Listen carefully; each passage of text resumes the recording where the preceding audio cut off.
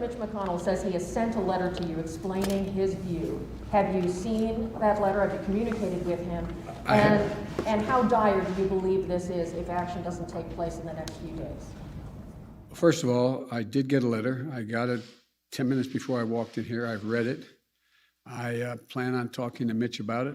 He and I have been down this road once before, back when I was vice president, and I hope we can have some intelligent and honest conversation about what he's proposing.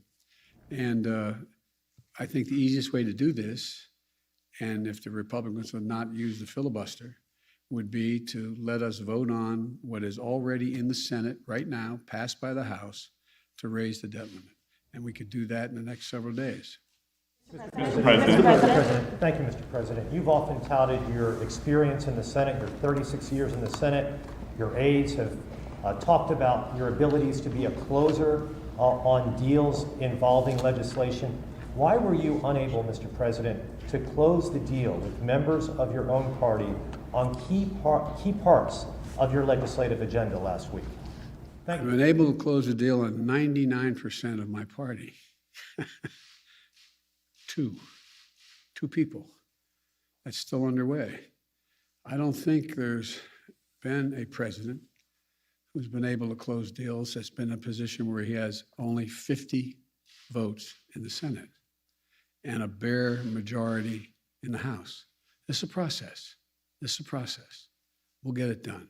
President, it sounds like you're putting the blame squarely on two U.S. senators for your inability to close that deal, Senator Sinema and Senator Manchin. Am I incorrect? Is that who the blame lies with? Look, I need 50 votes in the Senate. I have 48. Leader Schumer has vowed not to raise the debt ceiling through the reconciliation process. So ultimately, if push comes to shove, Leader Schumer has said he won't raise the debt ceiling through the reconciliation process. So ultimately, if push comes to shove and Senator McConnell does not change his position, what is more important, that position that Senator Schumer has or raising the debt ceiling? And then I also have a question for you on Ethiopia. No, I'm going to answer one. I'm not going to answer Ethiopia. Let's stick on the debt so we don't confuse the American people. Number one, the issue of reconciliation, which is like code to the American people. What's reconciliation? There is a process that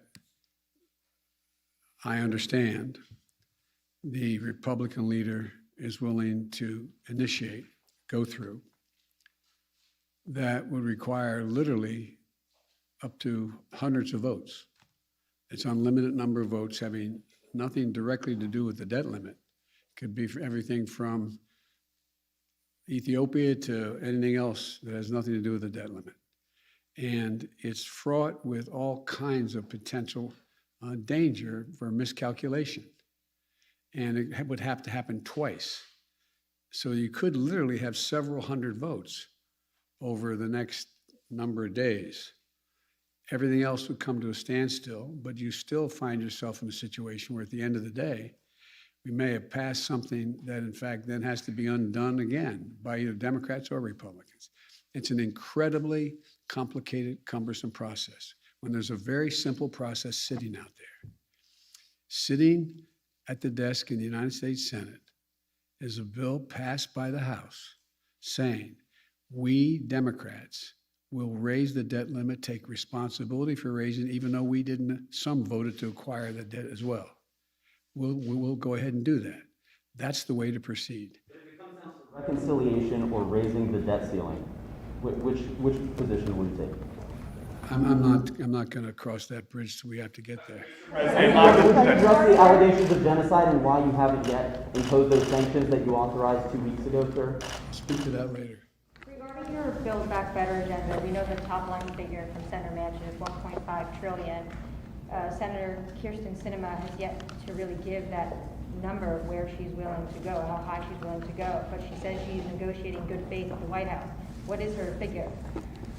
I'll let her tell you that. I don't want it. We're in negotiations. Between 1.5 and 3.5? Is it higher at least than the 1.5? I'm not going to negotiate in public. Mr. President, Mr. President. How is what the Republicans are doing now any different from when you opposed raising the debt limit as a senator during the Bush years? Because we weren't calling for filibuster, we did not requiring 60 votes, and it was a straight up and down vote. Mr. President, Mr. President, you're talking about how you have 48 Democratic votes right now. The other two have been pressured over the weekend by activists. Joe Manchin had people on kayaks show up to his boat to yell at him. Senator Sinema last night was chased into a restroom. Do you think that those tactics are crossing a line? I don't think they're appropriate tactics, but it happens to everybody.